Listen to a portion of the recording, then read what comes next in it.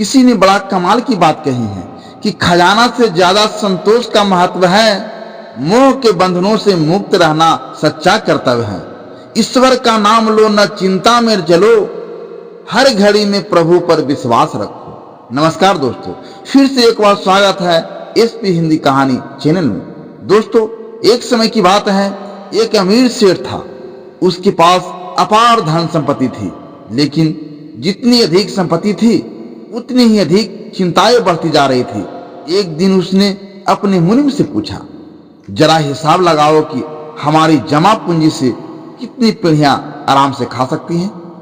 मुनीम ने गहराई से गणना की और उत्तर दिया, सेठ जी, आपकी संपत्ति इतनी है कि 11 पीढ़ियां आराम से जी सकती हैं। सेठ यह सुनकर खुश होने की बजाय चिंतित हो गया और बोला, लेकिन उसके बाद क्या होगा? मेरी ब्राह्मा पीढ़ी क्या खाएगी? सेठ दिन रात अपनी ब्राह्मी पीढ़ी के भविष्य की चिंता में डूबा रहता। वह बीमार पड़ने लगा। डॉक्टरों और वैद्यों ने उसका इलाज किया, लेकिन कोई दवा असर नहीं कर रही थी। सेठ का बेटा समझदार और सत्संगी था।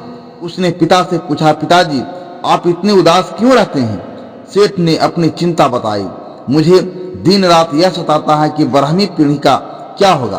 बेटे ने यह समस्या का एक महात्मा को बताई। महात्मा ने सुझाव दिया कि सेठ को एक ब्राह्मण के पास जाना चाहिए, जो गांव के बाहर नदी किनारे एक झोपड़ी में रहता था। साथ ही दान के रूप में सीधा सामान, फल और दक्षिणा लेकर जाना चाहिए। तब अगली सुबह सेठ सजाए हुए थाल के साथ ब्रह्मचारी के पास पहुंचा। महाराज, यह दान स्वीकार कीजिए, सेठ ने कहा। ब्रह्मचारी मुस्कुराया और बोला, आज का भोजन तो मेरे पास है, मुझे यह कल के लिए क्यों चाहिए? सेठ ने समझाने की कोशिश की, कल के लिए रख लीजिए, भविष्य का पता नहीं। ब्रह्मचारी ने गंभीर स्वर में कहा, जो आज मुझे भोजन देता है वही कल भी देगा।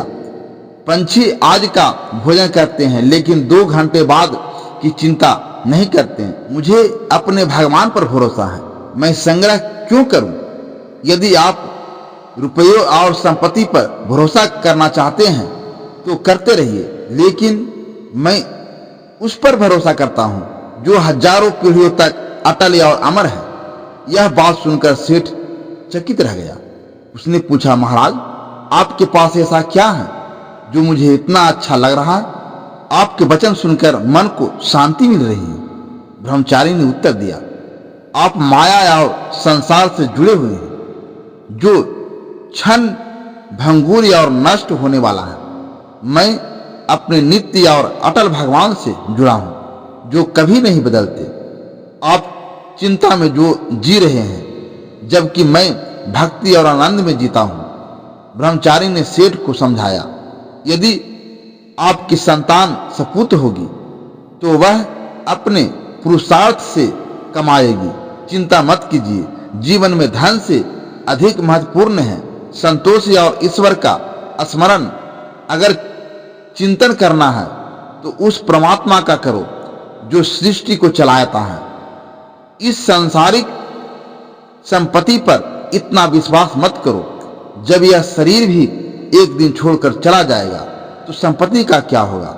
जब सेठ ने ब्रह्मचारी की बातें मन में सुन ली, उसने अपनी चिंता छोड़ दी और भगवान पर भरोसा करना सीख लिया।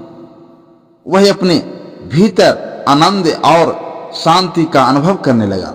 इस कहानी से हमें यह सीख मिलती है कि सच्चा सुख और संतोष धन और संपत्ति में नहीं, बल्कि ईश्वर पर विश्वास या अपने कर्तव्यों को निस्वार्थ भाव से निभाने में है। जीवन में माया मोह को त्याग कर जो नित्य सत्य है उस पर ध्यान केंद्रित करना चाहिए।